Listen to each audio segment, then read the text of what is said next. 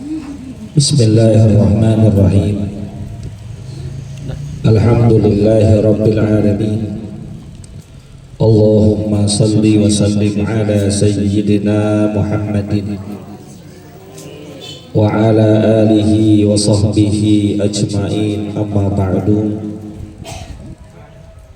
Yang saya hormati dan muliakan para asatizah, para orang tua, para sesepuh, wabil khusus tuan rumah yang mengundang kita, yaitu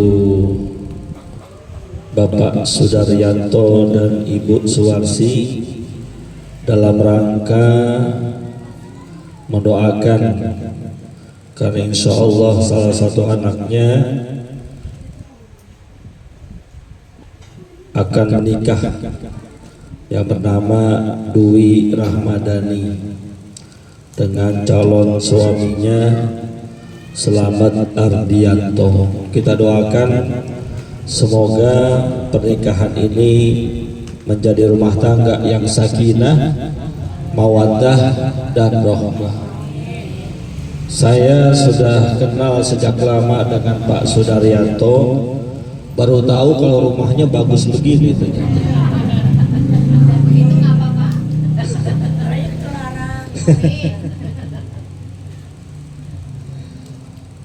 Kita doakan yang punya rumah semoga Allah berikan keberkahan. Jarang-jarang orang punya rumah nyediain tempat untuk kita punya hajat. Semoga beliau diberikan keberkahan, kita yang nempatin supaya dapat ketularan kayaknya, jangan amin-amin aja. Ibu-ibu yang dimuliakan oleh Allah, mohon maaf, saya kemarin sudah koordinasi dengan Ustazah Tia. Biasanya kan habis tahlil baca rawi dulu. Ini baca rawi kan? Pakai baca ya. Oh, saya minta diduluin karena habis ini saya mau lanjut acara ke Cikajang. Walaupun mohon maaf juga saya minta kursi karena kebetulan kondisi lagi kurang fit, serba salah. Ya, inginnya dari sini saya bisa istirahat di rumah, tapi karena acara di Cikajang udah telanjur menerima DP, kagak datangnya kagak enak gitu. DP-nya mana udah habis.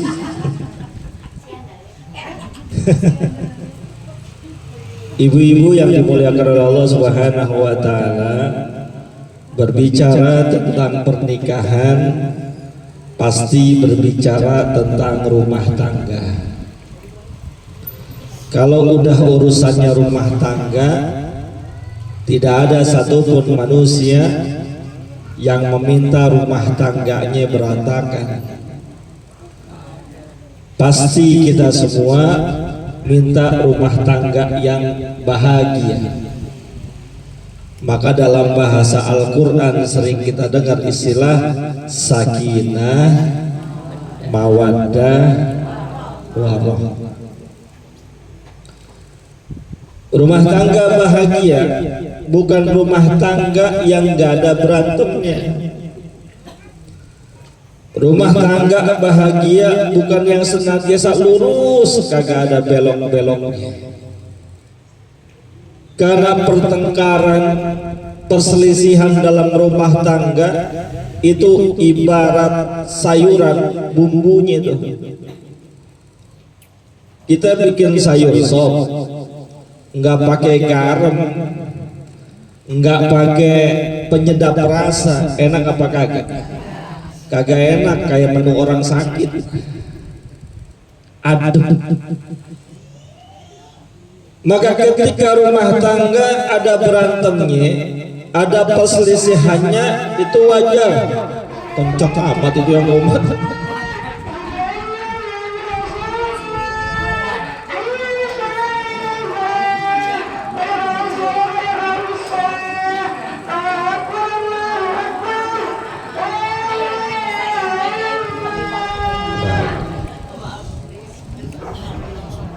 Semangat yang komat ini.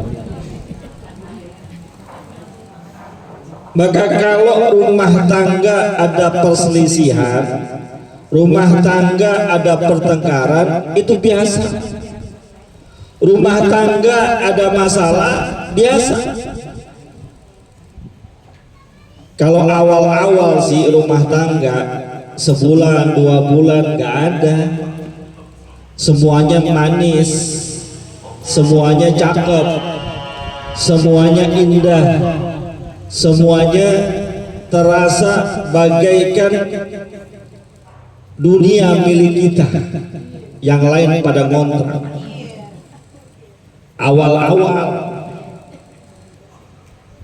Tapi nanti kalau sudah anak 1, anak 2, apalagi anak sampai 20, baru dah baju robek. Barulah yang namanya masalah rumah tangga timbul satu persatu. Permasalahan sepele kadang menjadi besar. Permasalahan nggak seberapa, lama-lama ngerempet kemana-mana.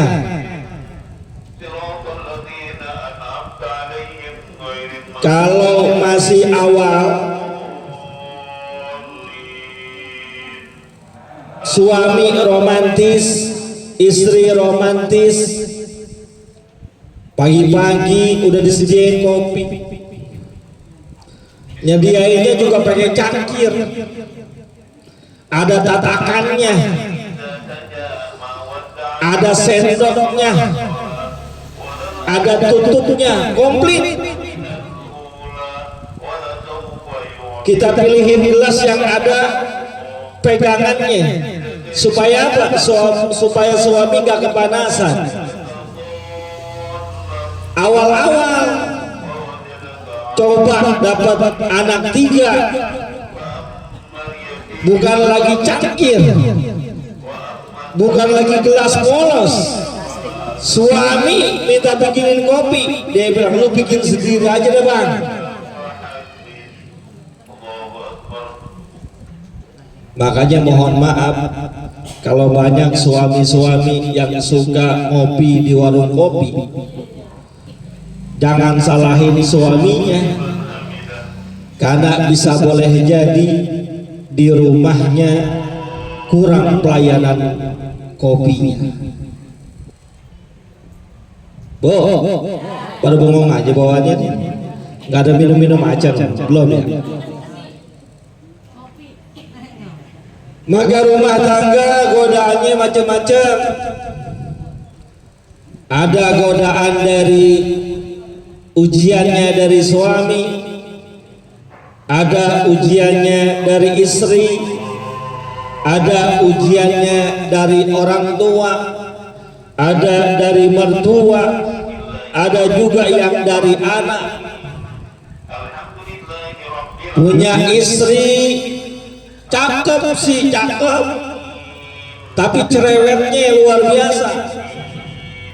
Ini ujian. Istri cakep, cerewet luar biasa. Jangan katanya mata duitan, kalau mata duitan emang dari sononya dah.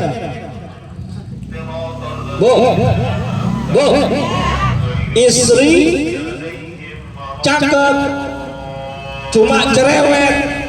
Kau udah marah apapun diomongin, itu ujian. Tapi kalau punya istri kurang tapi cakep, cerewet, mata duitan, cemburuan, musibah. Punya suami ganteng, cakep, tapi pelit. Ada nggak suami pelit? Ada nggak suami pelit? Suaminya siapa? Minta beliin kosmetik kagak dibeliin, ngasih uang belanja sehari 25.000,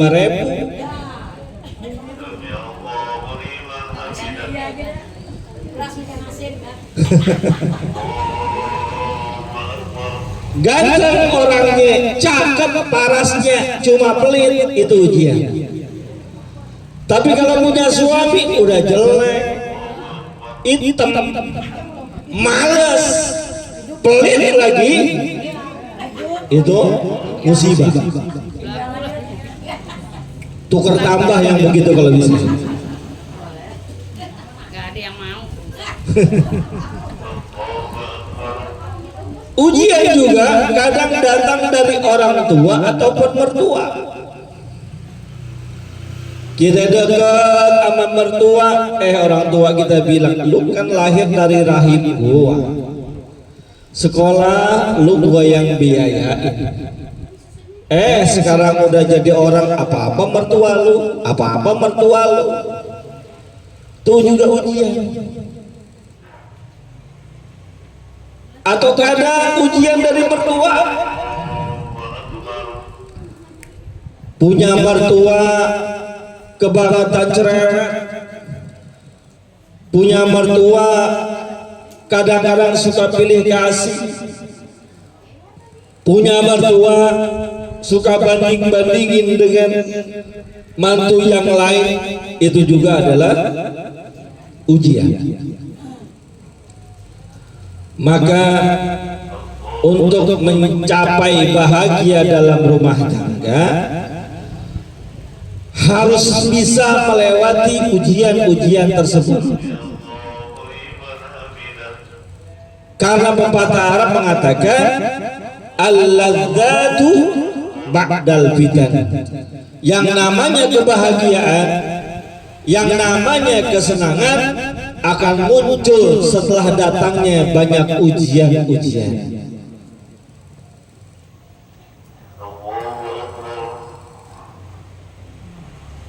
Maka kita perlu punya kunciannya, kita perlu punya triknya, supaya kebahagiaan yang kita idam-idamkan, kesenangan yang kita harap-harapkan dapat muncul dengan sebaik-baiknya. Saya mau kasih kuncinya 3 nih, mudah-mudahan keburu.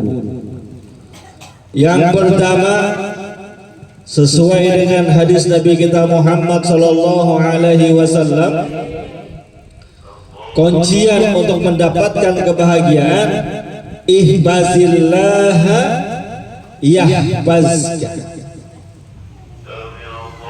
Jagalah oleh kalian hak-hak Allah, maka pasti Allah akan jaga hak-hak kalian.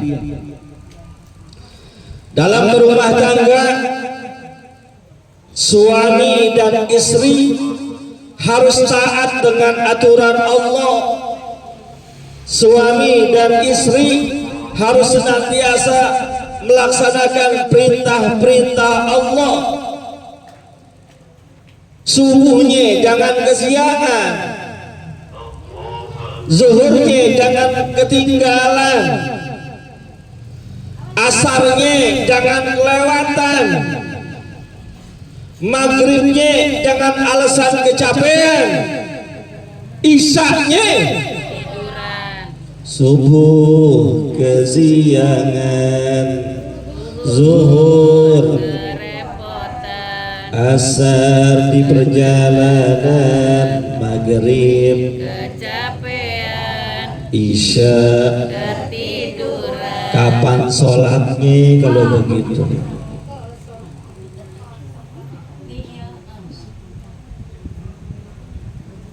Jaga hak Allah, terutama sholat. Makanya Allah Subhanahu wa ta'ala firmankan, wasta'inu bis sabri was shalah. Mintalah kalian pertolongan kepada Allah melalui perantaran sabar dan sholat. Kalau orang rumah tangga menjaga hak Allah, pasti rumah tangga tersebut rezekinya lancar. Kalau rumah tangga suami dan istri rajin sholatnya, Jangankan yang wajib, yang sunnah juga dia kerjain, pasti akan diberikan oleh Allah rizki min haitsu la yahtasib. Makanya suami dan istri harus sama-sama pasrahkan diri dia kepada Allah. Suami jangan emosian, istri jangan curigaan. Kadang mohon maaf ada orang curigaan banget sama lakinya, nggak boleh lihat lakinya ganteng dikit, rapih dikit, bertanya-tanya dia. Biasanya tak pakai minyak wangi.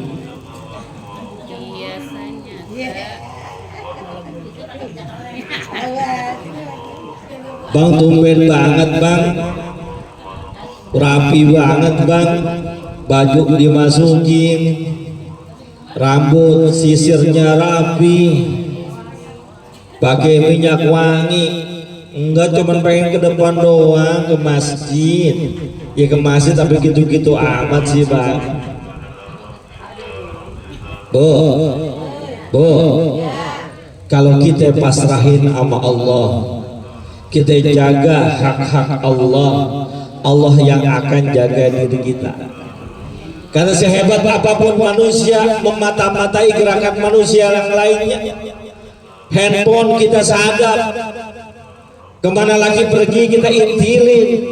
Kalau emang dasarnya belok bakalan belok. Tapi kalau kita pasrahkan kepada Allah, tunaikan hak-hak Allah, biar Allah yang jagain buat kita. Karena mata kita terbatas, kemampuan kita terbatas, tapi matanya Allah, penglihatannya Allah tidak terbatas. Jangankan cuma di dalam kamar, di dalam lautan, di dalam hutan yang gelap, di dalam goa tertitih batu, di malam yang pekat, Allah Subhanahu wa Ta'ala tetap Maha mengetahui apa yang kita lakukan.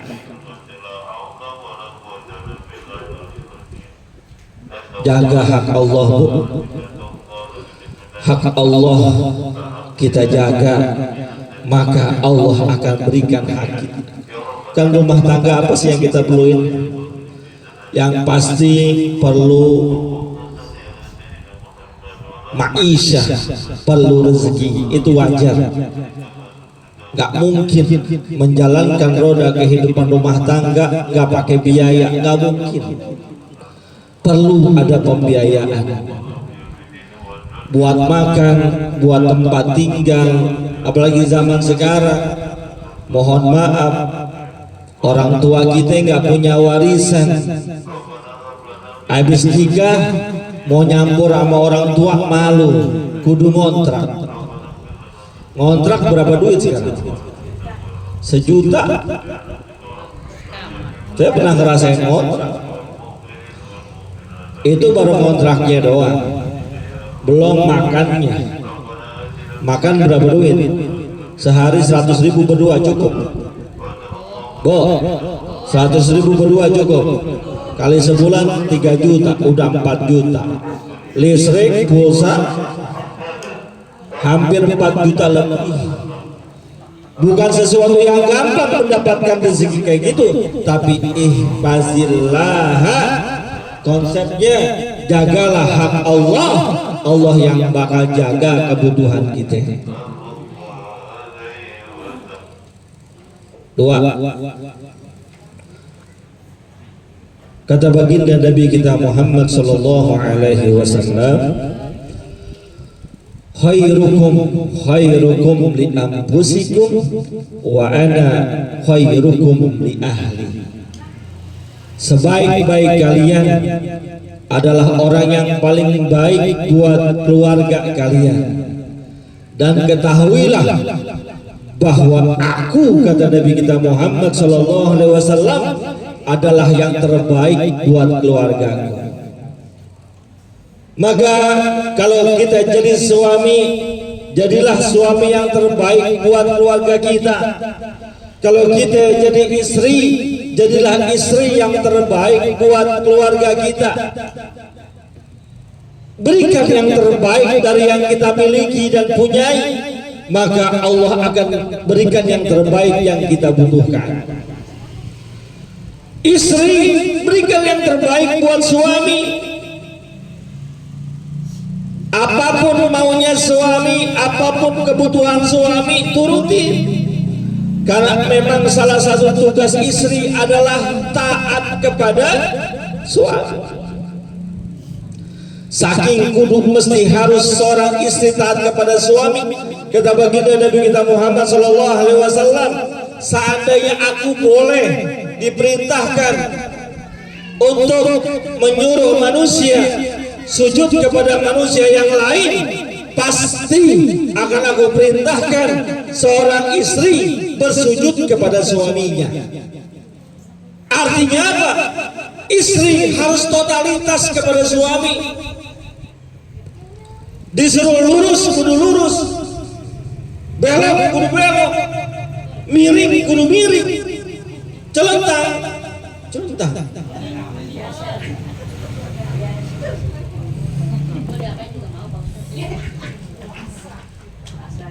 Itu pasrah namanya. Harus taat kepada suaminya.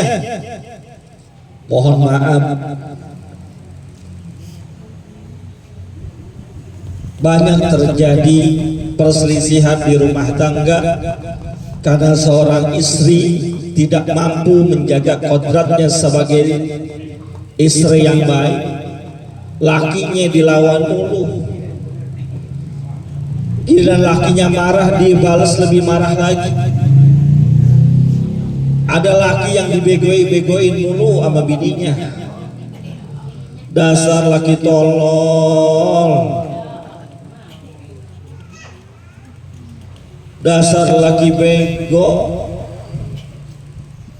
Padahal sorga seorang istri berada pada ridhonya suami. Maka selagi masih hidup, selagi masih bisa, senangkan hati suami, muliakan mereka. Kalau mau berangkat kerja, dampingin. Apapun profesinya, suami kita pekerja kantoran, sebelum berangkat seragamnya siapin, sepatunya semirin, sarapan diduluin, kalau perlu disuapin suapin. Kalau suami kita tukang ojek, sebelum berangkat motornya kelap-kelapin. Jadi tukang apa sih sebenarnya? Bini apanya?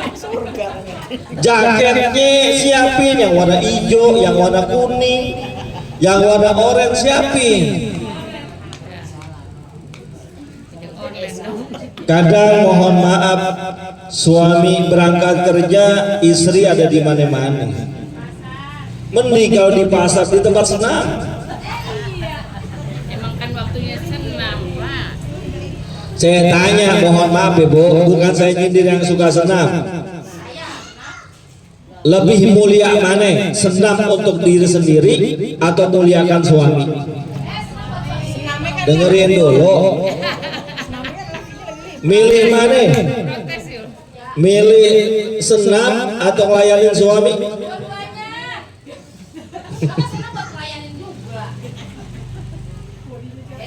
Itu namanya ngeles.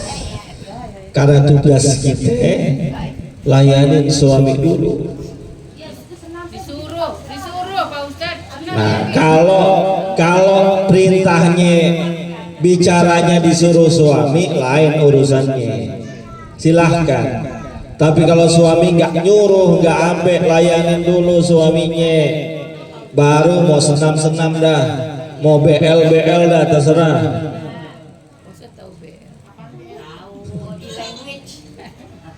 Kalau suami kita tukang tape,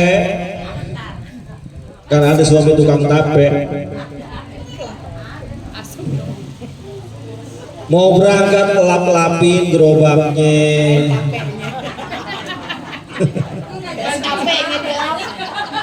Bagiin tapenya tangganya.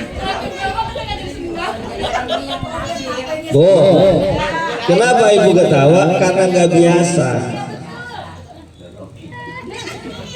Suami kita berangkat kerja, setelah kita cium tangan dan cipika-cipiki, ambil air wudhu, kita sholat duha menghadap Allah Subhanahu wa Ta'ala.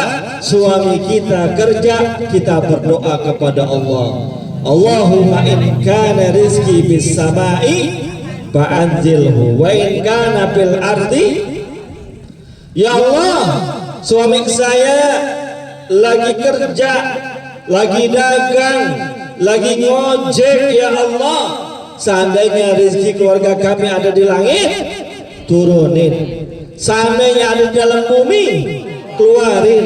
Seandainya masih jauh, seandainya dikit, seandainya bercampur dengan yang haram, kan begitu. Ibu suami kerja duha apa kagak? Alhamdulillah.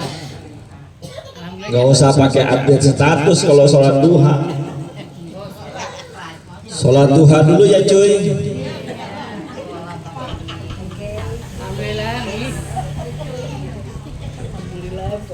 Rapi sholat duha.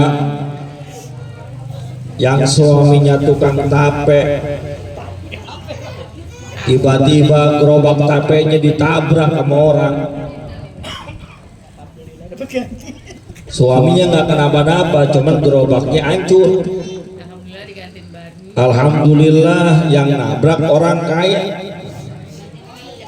Mohon maaf Pak, saya buru-buru. Ya nggak apa-apa, ini gerobaknya hancur. Gini deh Pak, untuk uang gerobaknya saya ganti 1 juta. Amin ya Allah.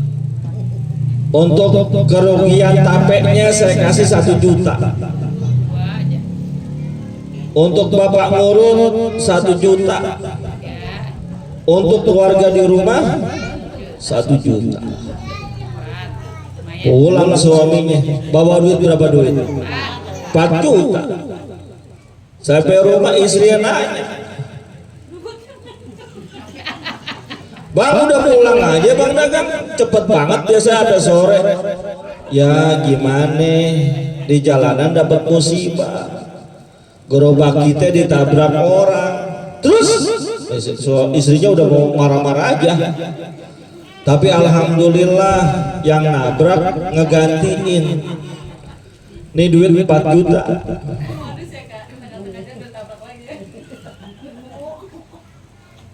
Kata istrinya, alhamdulillah. Sini di teh. 4 juta Bang. Padahal saya sholat duhanya 4 rakaat, pas banget 4 juta. Kalau saya 8 rakaat, Kebanyakan. itu baru gerobaknya doang Bang. Kalau abang-abang ditabrak, Sumpah ini bini.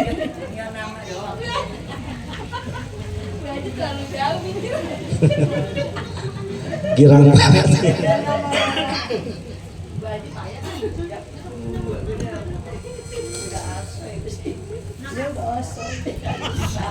Yang ketiga, ini masih ada baca maulid lagi kan? Saya udah ditunggu di tempat lain. Yang ketiga, kalau ingin mendapatkan kebahagiaan dalam rumah tangga, yang pertama apa tadi?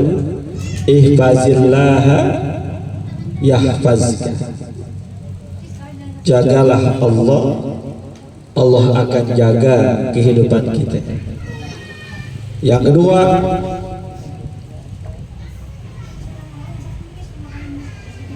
saya lupa tadi. Yang kedua apa tadi? Hah? Khairukum li anfusikum wa ana khairukum li ahli. Yang terbaik di antara kalian adalah yang paling baik terhadap keluarganya, dan aku, kata baginda Rasul, yang terbaik buat keluargaku. Yang ketiga, istri harus pengertian, suami juga kudu pengertian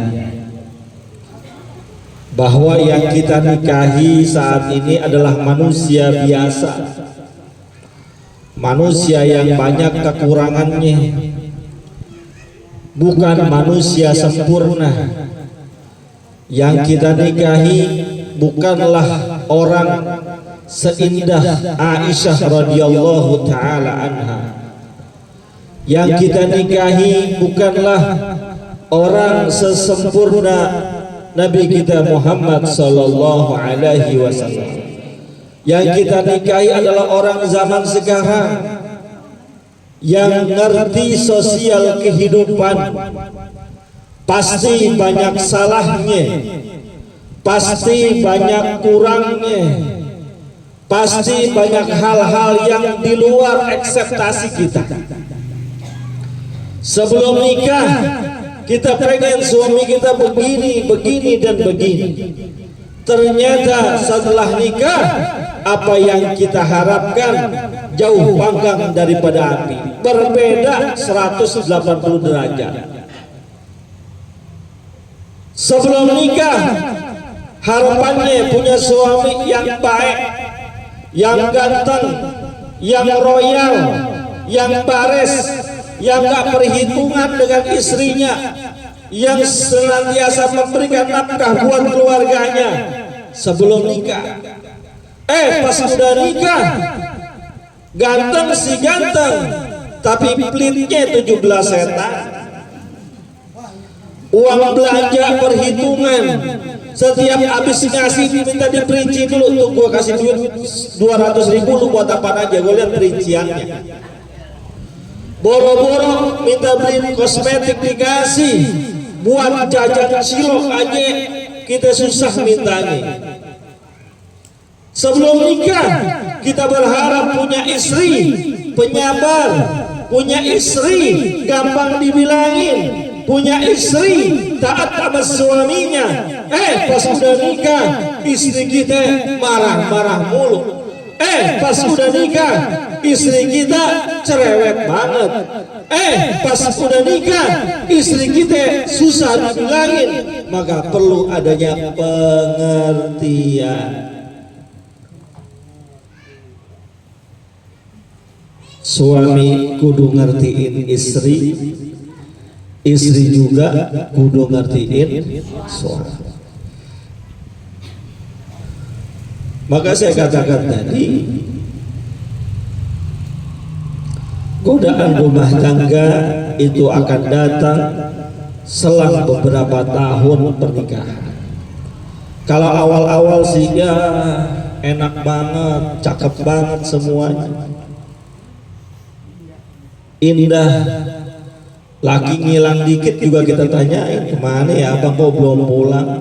Telat banget dikit pulangnya. Kita khawatir, ya Allah kemana ya suami saya, kok belum pulang-pulang juga.